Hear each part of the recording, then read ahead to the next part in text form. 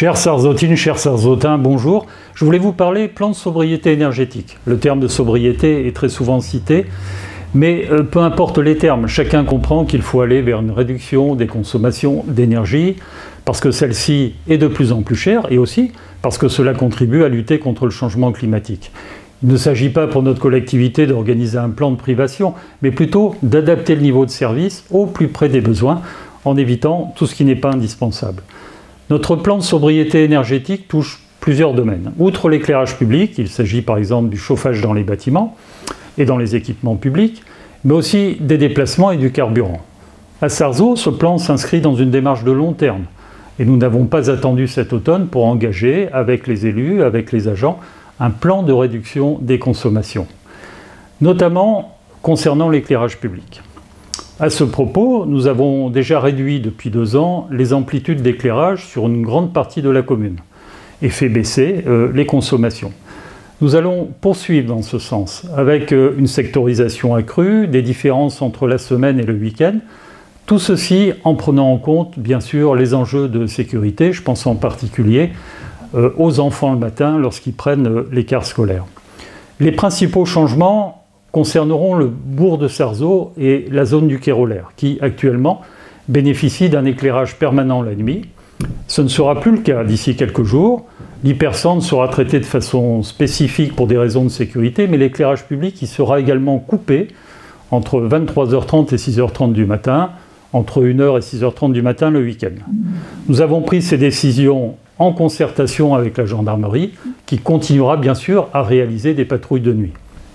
Nous avons aussi demandé aux commerçants de respecter scrupuleusement les directives des pouvoirs publics en éteignant leurs vitrines le soir. Vous trouverez le détail des horaires d'allumage de l'éclairage public sur le site internet de la commune et en mairie.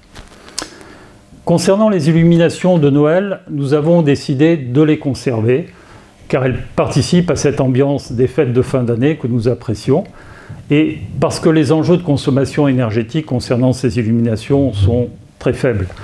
Nous les réduirons néanmoins un petit peu et les horaires d'allumage seront calés sur ceux de l'éclairage public.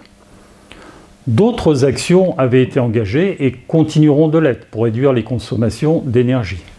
Celles-ci s'inscrivent dans un temps plus long, comme la poursuite de l'équipement en LED de nos points lumineux ou des opérations de rénovation énergétique dans nos bâtiments communaux, comme celle du bâtiment associatif Robert Jepst, qui sera en plus équipé d'un système de gestion intelligente du bâtiment.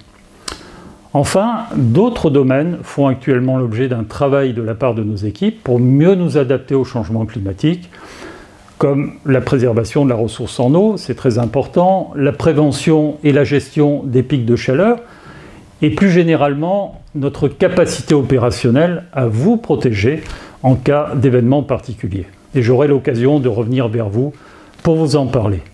Mais revenons juste quelques secondes à notre plan de sobriété énergétique. Il s'inscrit dans l'objectif national de réduire de 10% nos consommations d'ici 1 an. Il nécessite un effort de tous ceux qui utilisent les locaux communaux, les salles de réunion et les équipements communaux. Je pense en particulier à nos associations, à qui je demande bien sûr de s'associer à nos efforts. Chers concitoyens, je compte sur votre compréhension et sur la participation de chacun à cette mobilisation pour réduire nos consommations énergétiques. Je vous en remercie à l'avance. Merci à tous, bonne journée et à très vite.